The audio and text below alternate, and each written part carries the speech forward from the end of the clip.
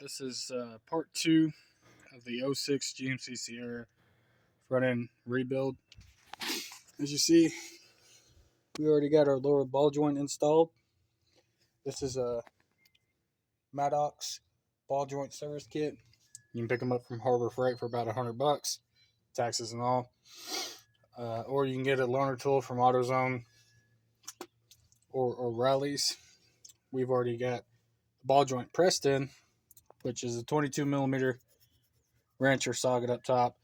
You'll tighten it down till the upper part of the ball joint and lip is flush with the control arm.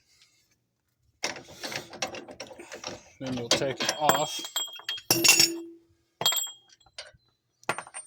And you'll see you got the groove all the way around.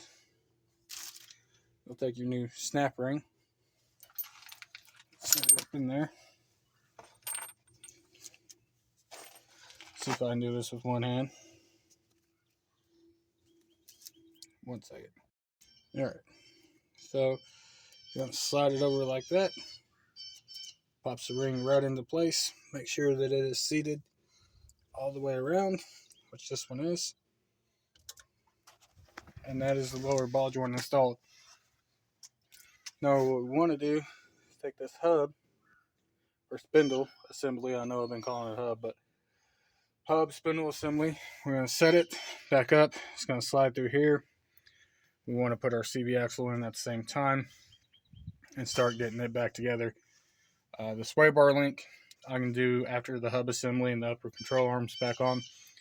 So we're going to go ahead and get the hub on real quick, and then we'll be right back. And don't forget to put your grease fitting in, like I almost did. That is an important part, so you can service and grease your front end. So now I'm going to tighten that up, then put the spindle on, then I'll be right back.